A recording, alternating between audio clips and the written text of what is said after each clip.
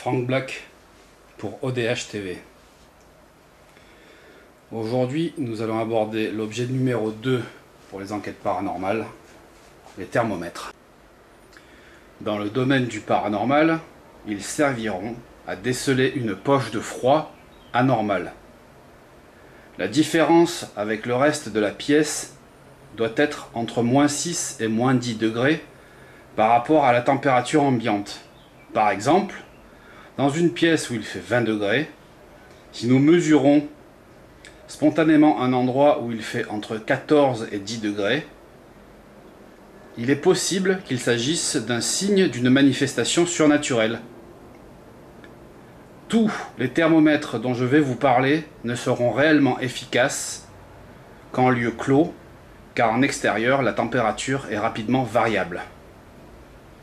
Nous allons d'abord parler d'un thermomètre de base à bain d'alcool, c'est-à-dire que les jauges baignent dans l'alcool. Celui-ci, il fait le mini-maxi, mais on peut avoir quelque chose de plus simple qui mesure simplement la température. Assez fragile, mais c'est aussi le moins cher quand même, hein. Il n'y a pas de pile, ça c'est bien, mais ils sont en général encombrants, comme on peut le voir. Je vais mettre une référence à côté. Voilà, avec un stylo par exemple. Donc ils sont encombrants. De plus, rares sont ceux qui ont une mémoire de température mini-maxi, comme c'est le cas ici. Le défaut principal du thermomètre de base, c'est qu'il met du temps à indiquer la température qu'il mesure. Il faut qu'il s'adapte à la température de l'endroit. Et comme les phénomènes paranormaux sont la plupart de courte durée, ce thermomètre nous servira plus comme un thermomètre de température de référence. Et il faut signaler qu'il faut faire attention quand même à ces petits tubes là qui, si on le fait tomber ou s'il y a un objet qui tape dessus, ben, ça peut se casser assez facilement. Le plus, c'est qu'il n'y a pas de souci avec les piles, hein. On le pose dans un coin, il fait son boulot, il prend la température et voilà. À présent, nous allons voir un autre modèle de base, celui-ci, qui fonctionne avec 2 piles AAA. Il offre une mesure immédiate et précise de l'endroit où il est posé. Je vais vous montrer.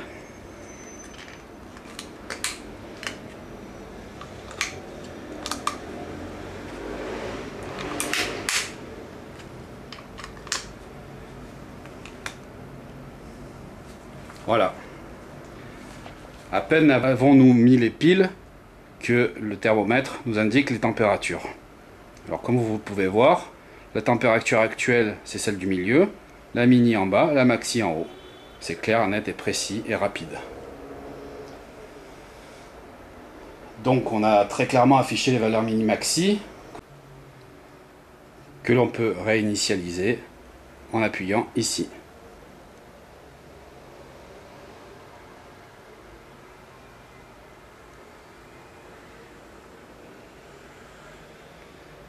Voilà. Ce thermomètre affichera une température qui nous servira de température de référence. Et comme tout ce qui fonctionne à pile, je vous recommande de les enlever lorsque vous ne vous servez pas de l'appareil. Même si ce thermomètre n'est pas un gros consommateur d'énergie. À présent, nous allons voir le pistolet à visée laser. Même si certains coûtent moins cher que d'autres, cet outil reste onéreux. Il fonctionne avec une pile 9 volts. Veillez à ce qu'il y ait une mémoire mini-maxi lorsque vous ferez votre achat. Et à avoir une pile de rechange au cas où. Ce type de modèle est un petit peu encombrant, mais il offre une lecture immédiate et à distance de l'endroit désiré.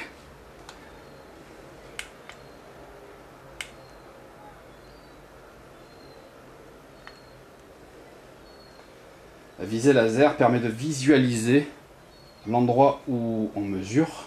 La pile dure longtemps. On peut éclairer l'écran par un dispositif intégré.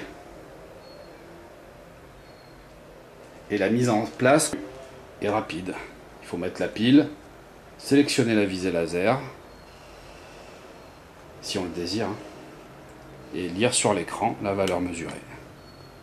Et là, on peut éclairer ou pas.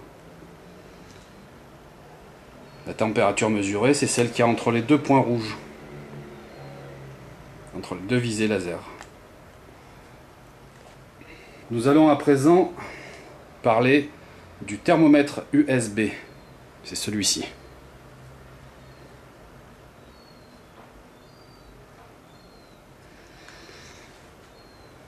Celui-ci fait thermomètre et hygromètre en même temps, avec le point de rosée. Ça coûte dans les 80 € quand même, hein. Il fonctionne avec une pile qui n'est pas standard et qui coûte cher. Celle-ci.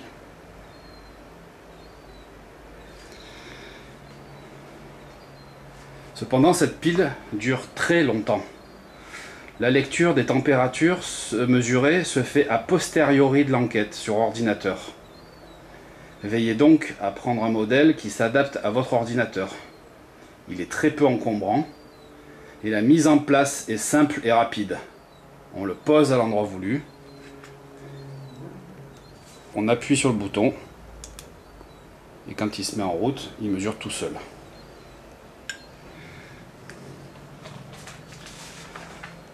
Par contre, avant l'enquête, il faut le paramétrer par ordinateur. Il faut choisir la quantité de mesure et les intervalles voulus. Ce thermomètre peut effectuer 16 000 mesures de température et 16 000 mesures d'hygrométrie. Les intervalles de mesure peuvent aller de toutes les 2 secondes à toutes les 24 heures. On peut aussi définir les seuils d'alerte de température mini et maxi, que l'on aura défini avec oui ou non le clignotement d'une LED pour nous l'indiquer. Personnellement, je mets un intervalle de 2 secondes et une quantité de 16 000 mesures, ce qui fait plus de 8 heures de mesure. Une fois l'enquête terminée, on récolte les mesures sur son ordi. Le thermomètre USB est fourni avec son logiciel sur mini CD. La dernière fois, je vous ai présenté l'EMF, l'Electromagnetic Field. Une mesure chaotique de l'EMF et une baisse de température importante peuvent être le signe d'une activité surnaturelle. Bien évidemment, l'emploi de ces outils sera précédé d'une enquête du lieu et de la récolte des témoignages, ainsi que de l'interview ciblée des personnes concernées. Si vous désirez avoir un modèle des questions à poser lors de l'interview, prenez contact sur mon site amateur, Légendes et Paranormales, tout attaché, ou par ODH TV. Mais que faire si l'EMF s'affole et que la température baisse?